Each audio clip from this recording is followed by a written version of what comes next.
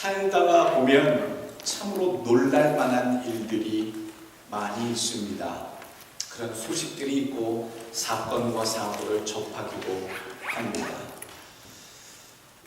과연 사람들은 무슨 일에, 무엇에 놀라고 그 일에 집중하게 되는가?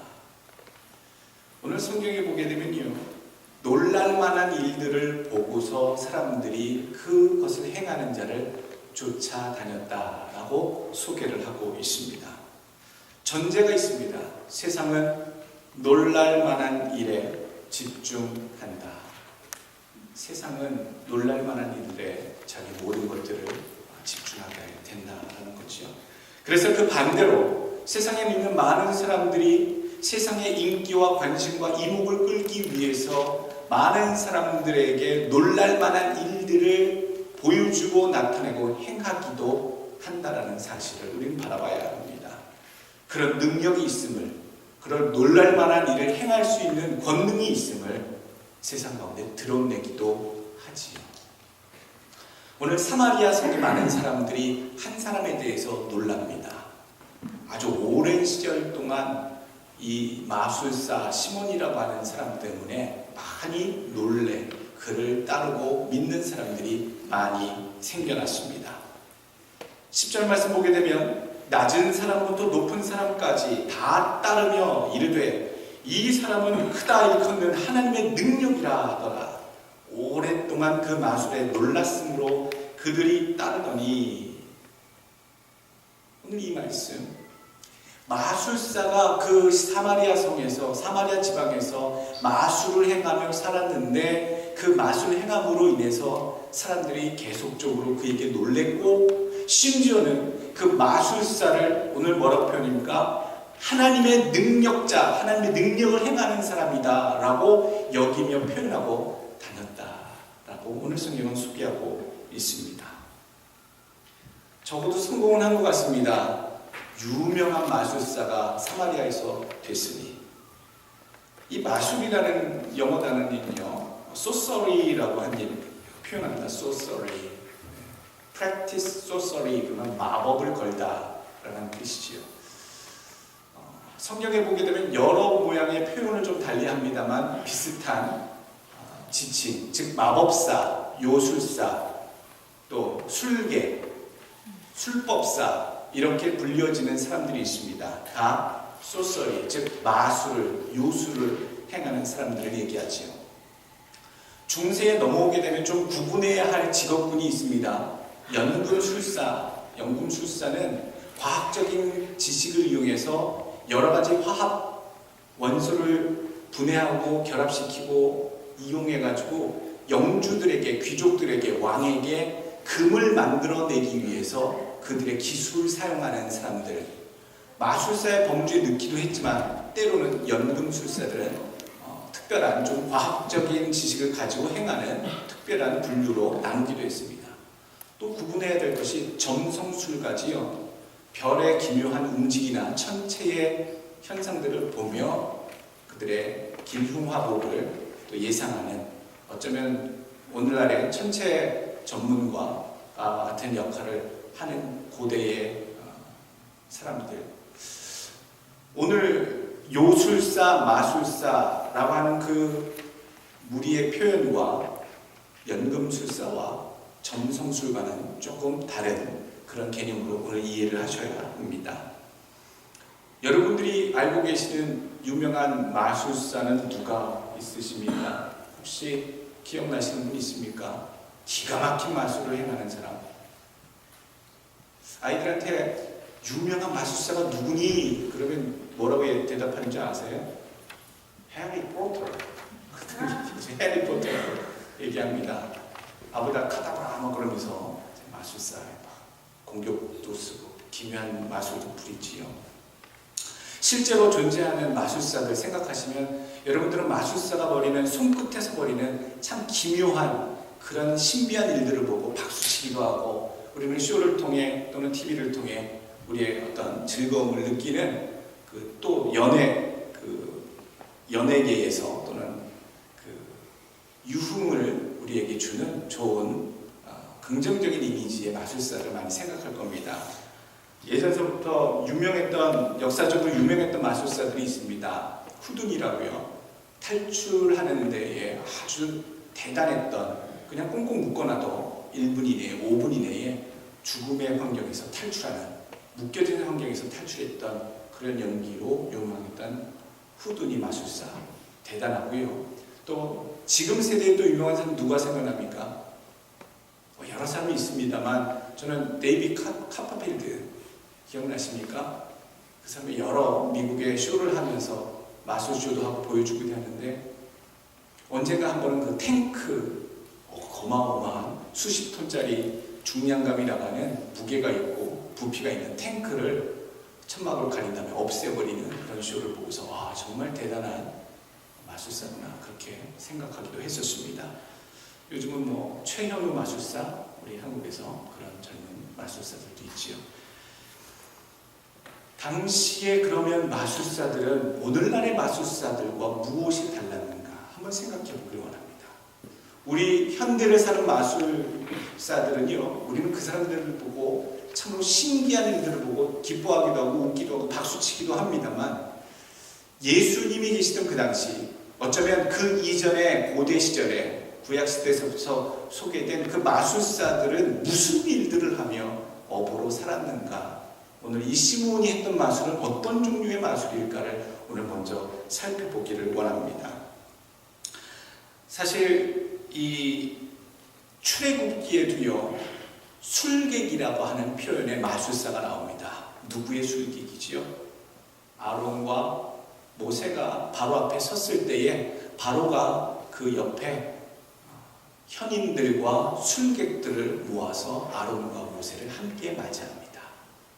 그래서 이 아론과 모세가 하나님 앞에 하나님께 명령을 받아 행하는 놀라운 이적들을 처음부터 행할 때마다 바로가 옆에 세워두었던 그 마술사들, 술객들도 똑같이 따라하면서 하나님의 능력이 별것 아니었음을 처음부터 드러내는 마술을 행하기 시작하지요. 오늘 우리가 한 가지 알아야 될 것이 있습니다. 마술, 요술, 그것이 어떻게 처음 쓰여졌는가. 요즘에 제가 한 가지 주목할 만하면서 조금 이상하다, 주의해야 되겠다라고 여겨지는 것은요, 이 마술이 정말 사람들에게 즐거움을 주고 재미를 선사하는 이런 차원이 아니라 사람들에게 공포감을 주기도 하고 두려움을 주기도 하는 영역으로 넘어가는 것이 아닌가라는 생각을 해보기도 합니다. 여러분 앞에 보시다시피 저 마술사는요, 템즈강을 걸어가는 마술을 보였습니다. 그리고 걸어가는 모습이 꼭 누구를 닮았지요? 강을 걸어가는 그 마술은요, 이전의 마술에서 없었던 영역입니다. 어느 누구도 그 강물 위, 조류가 있고 흐름이 있는 그 강물 위를 이쪽 끝에서 저쪽 끝까지 갔다 오는 것은 정말로 마술사로서는 할 수 없는, 어떤 마술사 그 너머의 놀라운 능력을 소유해야지만 행할 수 있다라고 해서 저렇게 마술계에서도 해결할 수 없는 지경의 마술을 행하는 사람들을 블랙 매직이라고 얘기들을 합니다. 사람의 기술로, 인간으로서는 행할 수 없는 마술을 행할 때 이것은 검은 또는 어떤 영의 힘을 이용하거나 영적인 힘을 이용하거나 특별히 초월적인 힘을 이용한 마술이다. 그래서 타이틀을 붙일 때 블랙 매직이라 그렇게 표현을 하죠. 그것 중에 하나가 저렇게 물 위를 걷는 그런 표현이 마술이라든지 공중 위를 날아가는, 그 자리에서 날았다가 땅에 내려오는 이런 마술들을 행하는 일들이 종종 요 근래 들어서 나타나고 있습니다. 저 마술을 보면서 저 사람은 누구를 사람들이 연상하기를 원했을까요? 물 위를 걸어가셨던 예수님, 오직 인간으로서 유일하게 이 땅 위에 물 위를 걸으셨을 수 있었던 예수님을 사람들이 생각했을 텐데, 예수님이 하셨던 건 아무것도 아니구나, 저 마술사도 하는 걸, 이런 류의 블랙 매직이 추구하는 것은 근본적으로 하나님의 능력에 대해서, 그리스도에 대한 것들에 대해서 직간접적으로 대항하고 대적하는 그런 능력을 선사하고 있는 것이 특징입니다. 특징이다라는 얘기지요.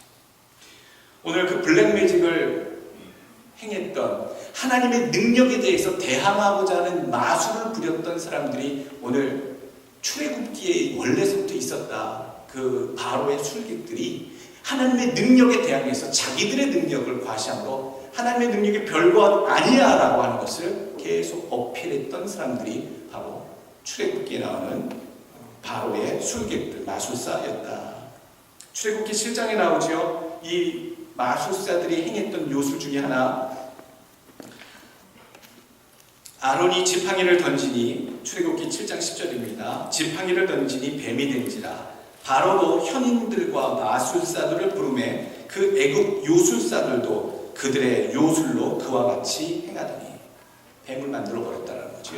또 두 번째 기적에 대해서도 하나님께 대적을 하죠.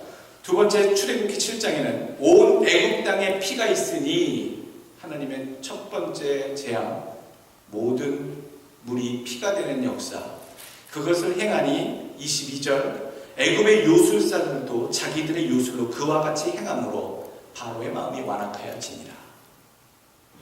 나도 피를 만들 수 있다 하고 마술사들도 그렇게 행했지요. 또 출애굽기 8장 7절 말씀 보게 되면 아론과 모세가 하나님의 명령에 따라 다음 재앙을, 즉 개구리를 불러오게 애굽 땅으로 올라오게 만들자 이 바로의 마술사들, 요술사들도 똑같이 그와 같이 행하여 개구리가 애굽 땅에 올라오게 하였더라. 그러니까 마술사들도요, 하나님의 지금 아론과 모세가 행하고 있는 하나님의 능력에 대해서 할 수 있는 모든 요술들, 마술들을 버려서 하나님의 능력이 결국 별것 아닌 것임을 증명해내려고 하는 시도들을 계속적으로 하고 있다는 겁니다. 오늘 우리가 봐야 할 것이 있습니다. 요술사들이 결국엔 하나님의 능력, 즉 티끌이 이가 되어서 퍼지게 되는 그 재앙에 대해서는 포기하지요. 출애굽기 8장 18절 요술사들도 자기 요술로 그같이 행하여 이를 생기게 하려 하였으나 못하였고 이가 사람과 가축에게 생긴지라. 요술사가 바로에게 말하되 이는 하나님의 권능이니이다 라고 그제서야 하나님의 능력이심을 그들이 고백하게 되지요. 더 이상 자기들의 마술을 할 수 없는 영역이 있음을 고백한 겁니다. 세상엔 사람들이 놀랄 만한 일들을 집중하고 거기에 집착하고 쫓아다닌다라고 이야기했습니다. 저 물 위를 걷는 마술사, 블랙매직을 행하는 마술사들이 몇몇 있는데요. 그 사람들은요, 추종자들이 있습니다. 마술사들인데도 팬 차원이 아닌 팬보다 더 극렬하게 마치 저들을 신처럼 모시려고 하는 그런 사람들이 있다라고 얘기해요. 단순히 마술일 뿐인데, 마술을 행하는 사람일 뿐인데 팬도 아닌 추종하는 사람들이 생긴다라고 한다는 것. 오늘 성경에서의 그 원리가, 그 배경이 그대로 나오고 있다는 거죠. 오늘 시몬 마쿠스라고 하는 이 시몬 마술사가요, 마술만 행해서 사람들을 놀래켰을 뿐인데 사람들은 그 사람이 하나님의 능력이고 그 사람이 하나님으로부터 온 큰 자라고 그를 아주 특별한 존재로 숭배하고 쫓아다니기 시작했다는 사실. 세상에 놀랄 일이 참 많이 있는데요. 그리고 우리가 신경 쓰고 쫓아다녀야 할 인생의 방향이 있는데요. 과연 우리는 무슨 일에 그렇게 놀라고 무슨 일에 그렇게 집중하며 우리 인생을 몰아가고 있는지. 단 한 가지만 우리가 놀랍시다. 많은 사건과 사고, 늘 접하는 뉴스들, 세상이 뭐 이렇게 돌아가나 싶을 정도로 끔찍한 것들, 희한한 것들 우리 귀에 많이 들려와도 우리가 가장 놀랍고 감동적으로 받아들이고 반응해야 할 한 가지는요, 죽어 마땅하고 구제불능인 나 같은 죄인을 하나님의 아들, 그 거룩하신 분이 나를 위해 십자가에 달려 죽으심으로 나를 살리시고 나를 구원해 주셨다라고 하는 그 사실을 가장 놀랄 만한 사실이요 감동받을 만한 일로 여기시며 따라가시길 간절히 원합니다. 두 번째 오늘 보기를 원하는 것은요, 질문을 하기를 원합니다. 오늘 이 마술사 시몬은 과연 참 그리스도인이었는가? 잠깐의 실수를 범한 크리스찬이었을까? 라고 하는 질문입니다. 그에 대한 평가를 오늘 본문에서 나와 있는 성경에 기록된 대로의 내용을 토대로 보면 이 사람이 참 그리스도인이었는가? 세례도 받고 또 성령도 받았으니 이제 그런 실수가 있었더라도 정말로 주의 귀한 일꾼으로 그리스도인으로 살다가 간 사람이 되는가? 사람에 대한 평가는요, 항상 긍정적인 면과 부정적인 면이 같이 있습니다. 오늘 이 시몬이라고 하는 마술사의 믿음의 모습을 보면서 그의 삶에서 나타나는 긍정적인 것과 부정적인 것들을 살펴보며 나의 삶에 적용해야 할 교훈하시고 계신 그 진리를 오늘 여러분들 발견하시길 원합니다. 시몬 마술사, 이 시몬은 정말로 그리스도인이었을까? 동기를 확인해야 합니다. 왜 예수를 쫓아다니기 시작했는가? 왜 예수를 믿기 시작했는가? 가끔 물어보잖아요. 여러분 왜 교회에 나오시기 시작했냐고. 왜 지금도 교회에 나오시고 계시냐고. 무엇 때문에? 오늘 시몬이 살고 있는 사마리아 성에 한 명이 옵니다. 빌립이라고 하는 집사님이시지요. 그 집사님이 사마리아 성에 내려가서 그리스도의 복음을 전파합니다. 그런데 그리스도의 복음을 전파하면서 이상한 일들이 펼쳐지지요. 놀랄만한 일들이 펼쳐집니다.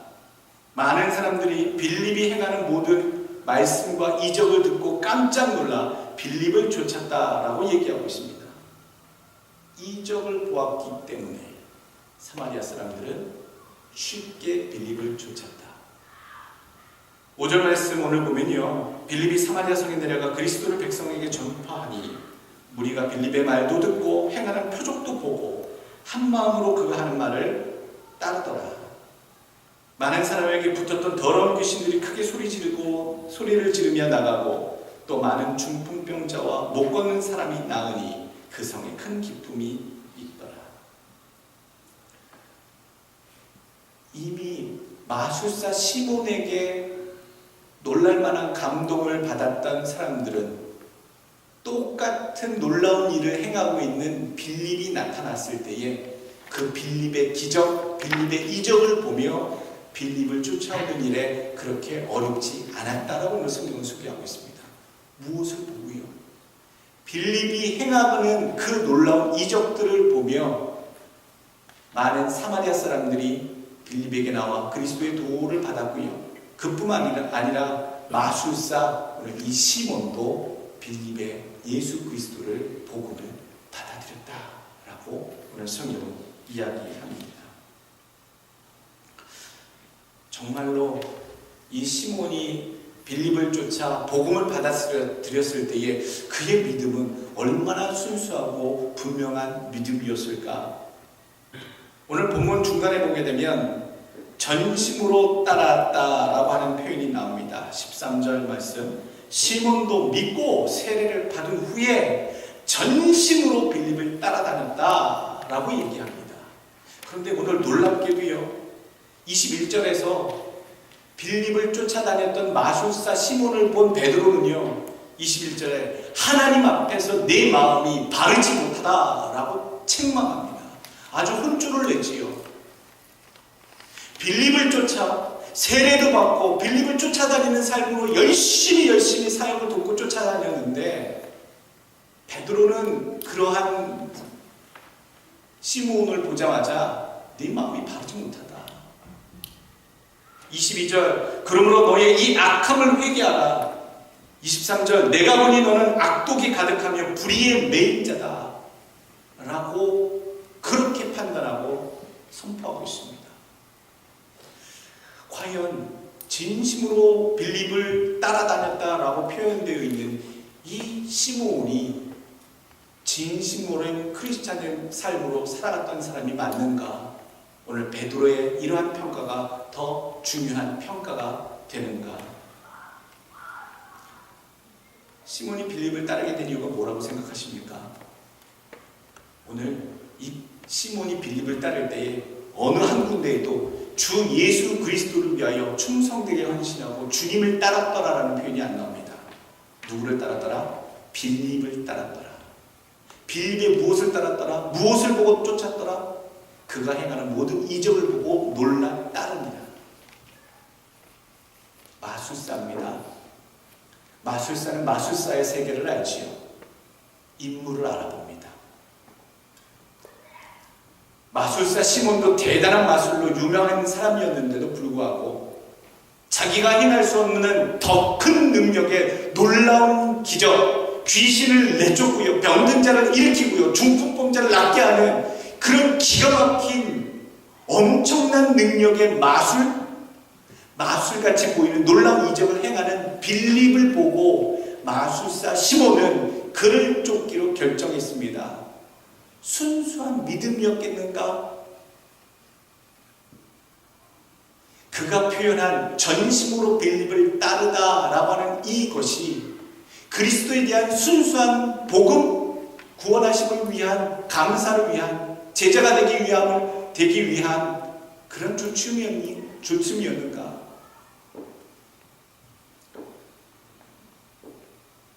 오늘 결론은요, 시몬이 빌립을 따르게 된 동기가 무엇이었는가? 오늘 보게 되면 사람들이 어리숙하게 시몬이 행하는 맛을 보고 그를 쫓아다녔는데, 오늘은 사람들이 또 더 나가서 시몬이 빌립이 행한 그런 놀라운 기적의 모습을 보고 그를 쫓아 나서게 됩니다. 빌립을 쫓아 나서게 되면서 빌립이 가르치는 그 길, 여러분들 예수 그리스도를 받으신 분들은 하나님의 예수 그리스도 이름으로 세례를 받으시고 제자의 길로 따라오셔야 됩니다 라고 말했을 때에 많은 사람들이 그 의미, 세례 받음의 과정, 그것들을 따라 전심으로 그 길을 따라간다라는 얘기지요. 여러분, 우리가 배워야 할 것이 있습니다. 시몬은요, 이 빌립에게 그 능력을 배우려고 쫓아갔겠지요. 빌립의 그 놀라운 능력의 모습을 보고 쫓았으니 배우려고 따라간 거지요. 배워야겠다고 결심했으니 전심으로 시키는 거 다 하겠다라고 그렇게 따르는 모습이 당연히 오늘 나왔겠죠. 전심으로 따르다가 오늘 그 뜻입니다. 오늘 우리가 예수를 쫓는 일을 생각해야 합니다. 내가 교회에 충성봉사하고 헌신하고 나의 모든 것들을 아끼지 아니하고 열심을 내서 섬기는 것은 과연 무엇을 바라보며 하는 것인가를 생각하시기 원합니다. 진정 예수 그리스도에게 받은 구원의 감사함으로 내가 주를 향해 드리는 것인가? 아니면 무엇인가 다른 것을 얻기 위해서 또는 취하기 위해서 나는 그렇게 모든 것들을 헌신하며 쫓아가고 있는가? 빌립을 열심히 쫓아갔던 시몬의 믿음은 잘못된 믿음입니다. 믿음이 아니지요. 자기 열심입니다. 오늘 또 한 가지 볼 것은요, 전심으로 빌립을 따라다녔다라는 이 표현에서 예수를 믿고 쫓아야 될 사람들이 빌립을 바라보고 쫓아가고 있구나. 빌립을 통해 발견한 예수를 쫓고 예수를 붙잡고 예수로 말미암아 살아가야 될 사람들이 오늘 빌립만 바라보고 따라다니고 있구나. 오늘 예수 믿는 사람들이요, 사람을 따라 살면 안 됩니다. 목사를 따라 살면 안 됩니다. 사람이 좋아서 그 교회 나가지 사람들이 좋으니까 이래서는 안 됩니다. 반대로 사람들이 싫어서 교회 안 나가지 이래서도 안 되지요. 예수를 만난 자들은요, 예수를 따라 살기 위해서 나오는 사람들입니다.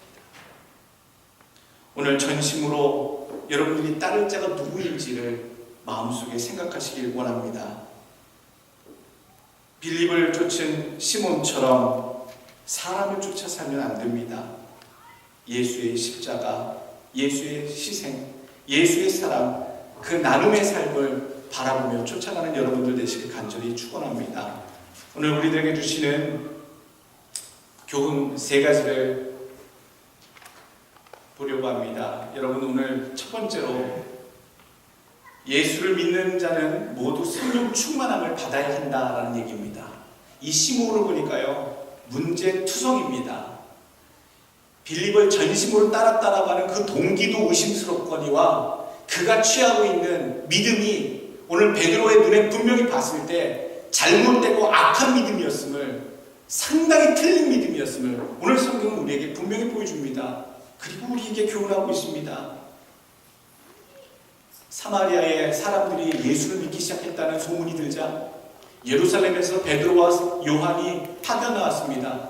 그리고 정말로 얼마나 많은 사람들이 예수를 잘 믿고 있는지 그 사람들을 만나고 시몬도 만나고 인터뷰를 합니다. 물어보니 문제점이 하나 발견되지요. 세례도 받고 예수를 믿는다 하는데 성령이 없어요. 성령이 없다.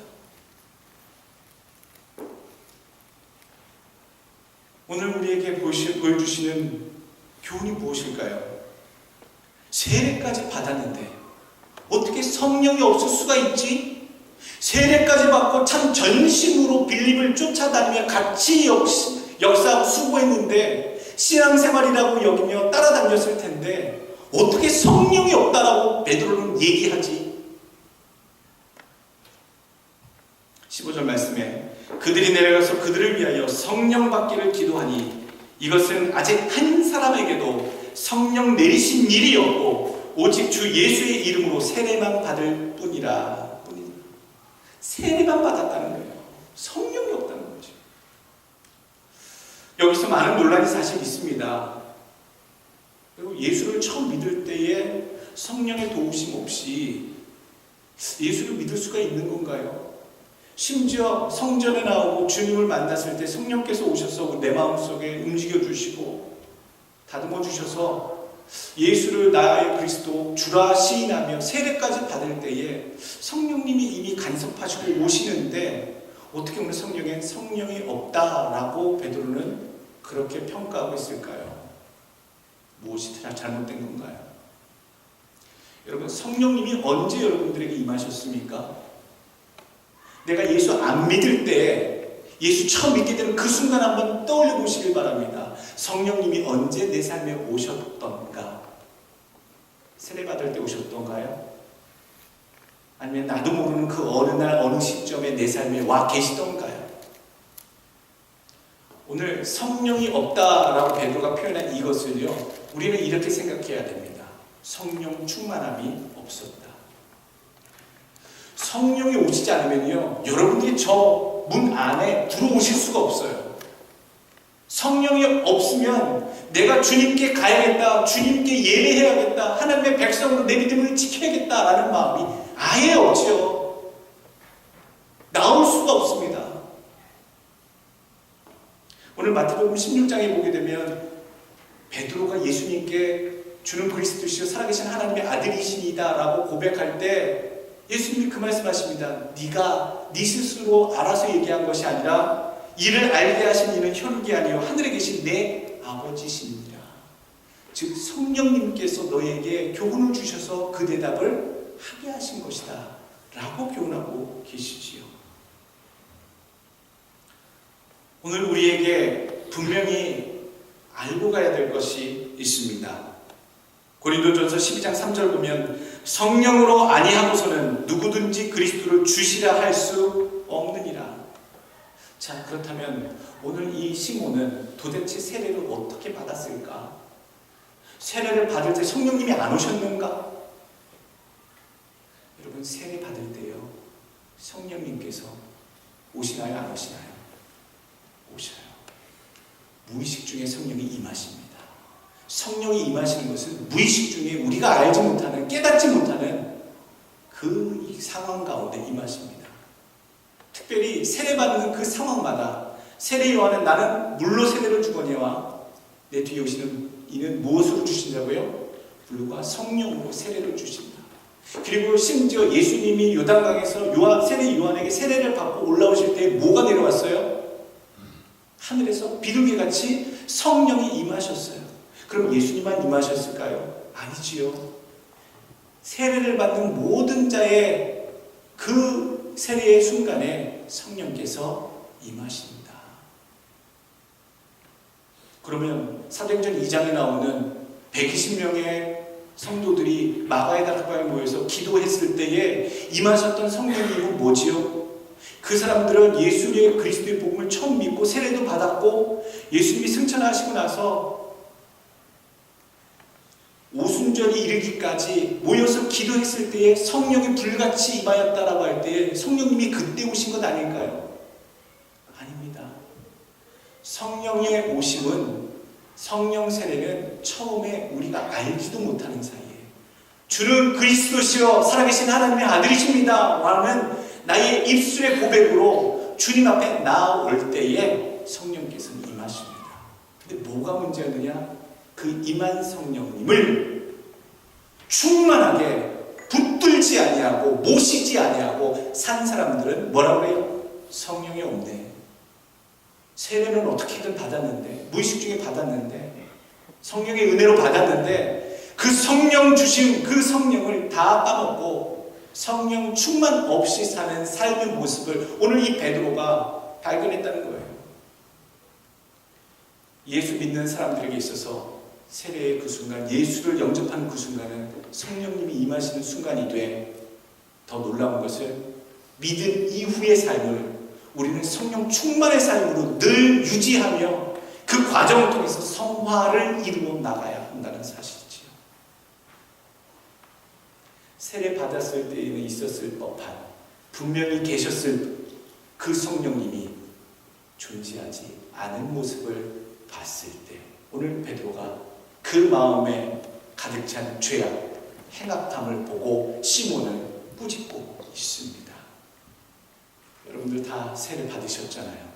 거반 다 받으셨잖아요. 그렇다면 성령님은 지금 충만하게 여러분 삶 가운데 계십니까? 베드로가 바라봤던 이 시몬의 상태처럼 끔찍하진 않습니까?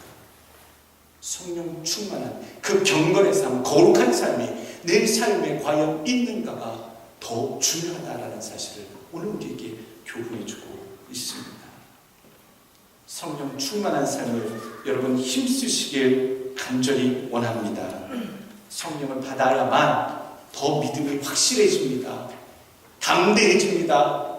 여러분 깊어집니다. 믿음이 자랍니다. 그리고 성령 충만해야 자기 뜻이 아니라 하나님의 뜻이 무엇인지 알게 되고요.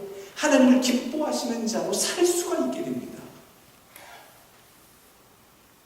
에베소서 5장 18절 술 취하지 말라 이런 방탕한 것이니 너희는 오직 성령 충만함을 받으라 이거라.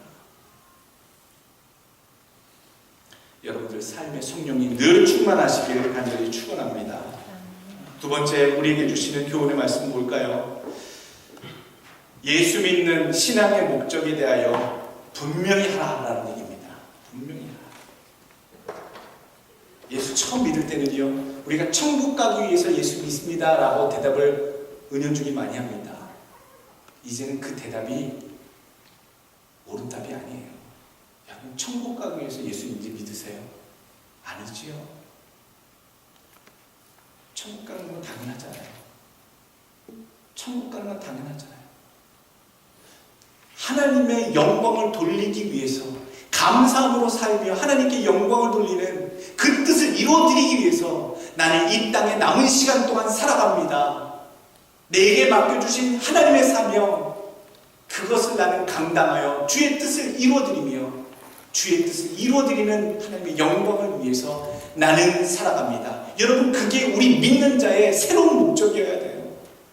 저요 애들 때문에 교회 나가지요. 애들 나가서 기도해야 잘 되지 않겠어요? 사업 때문에 나가서 예배드립니다. 내 삶에 뭔가 얻을 만한 것이 있어서 그렇게 치성으로 예배드리지요. 그건 아주 옛날의 일이지요. 예수 믿으려고 처음 나올 때 그게 목적이었지요. 지금은 아니어야 된다는 거지요. 지금은 달라져야 된다는 겁니다. 예수 믿는 이유가 나를 위한 것이 아닌 나를 영광되고 나를 크게 만들려고 하는 큰 자가 되기 위한 삶의 목적이 아닌 예수 그리스도 우리 하나님께 영광 돌리고 우리 하나님을 존귀케 하기 위한 삶의 목적.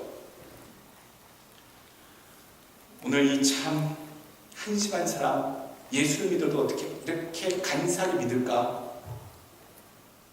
마술을 하는 그 좋은 머리를 간교하게도 예수를 믿는구나. 마술사 이 시몬의 모습입니다.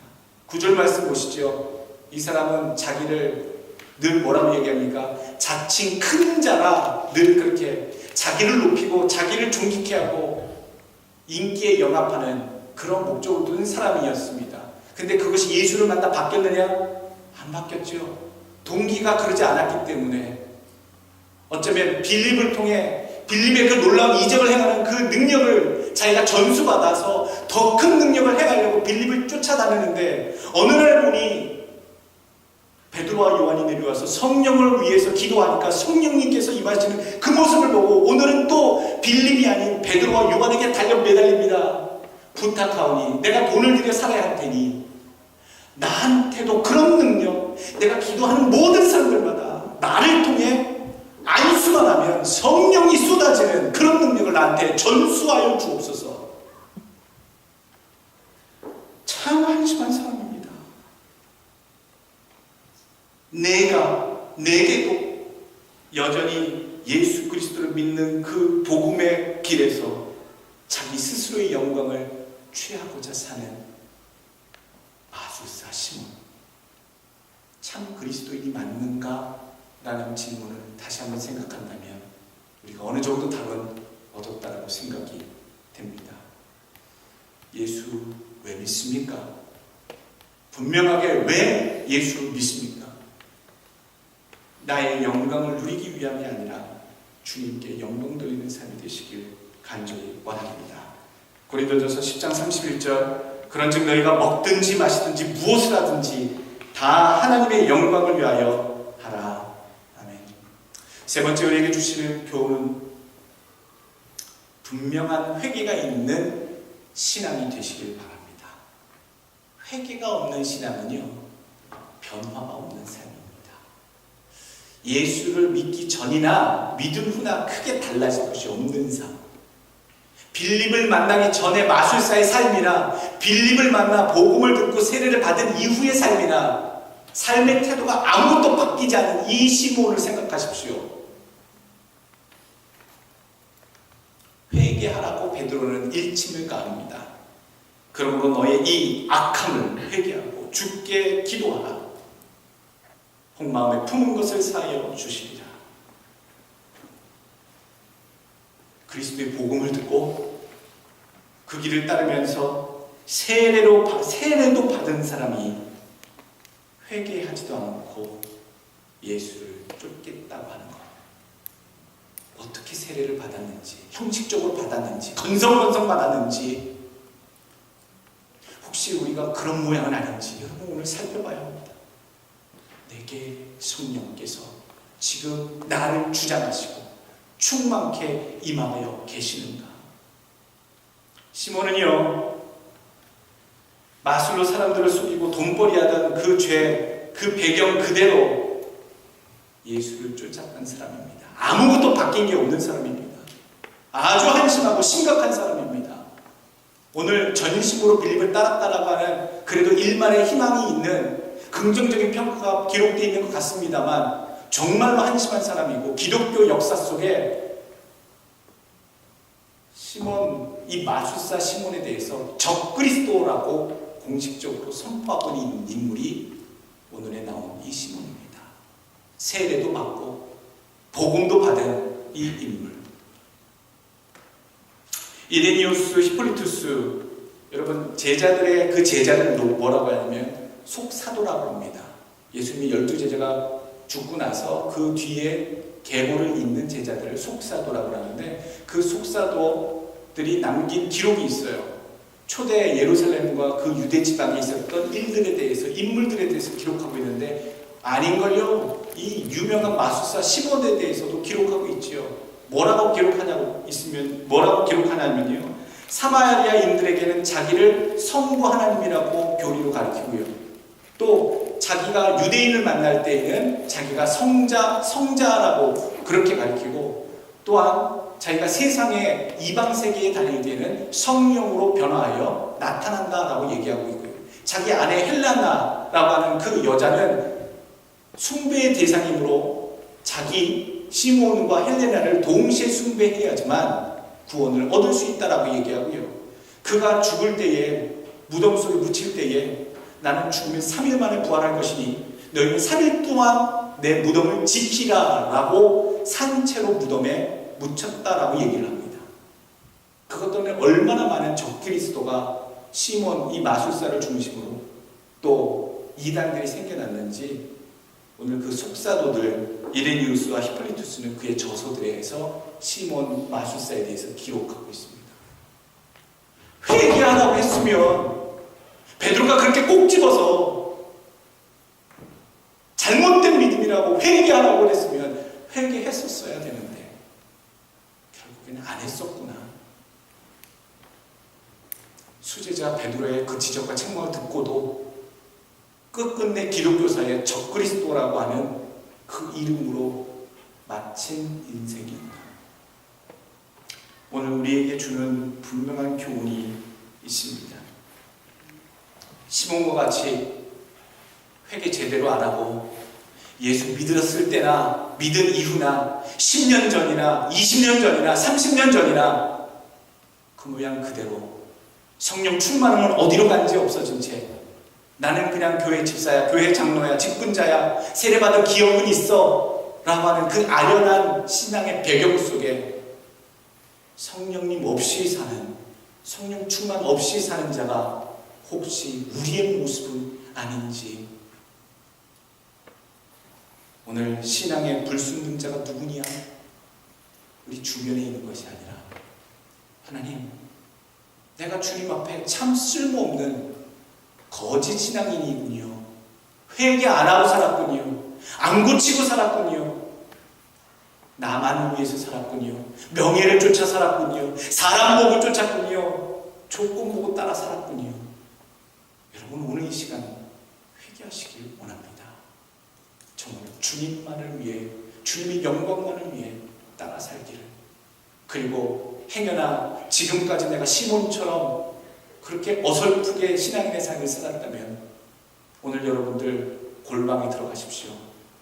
조용한 골방에 들어가서 이렇게 살아왔던 삶에 대해서 양심에 찔리고 성령께서 알게 하시는 그 부분에 대해서 오늘 철저하게 회개하시고 새로운 성령 충만한 영의 사람들이 되시길 예수 그리스도 이름으로 축원합니다.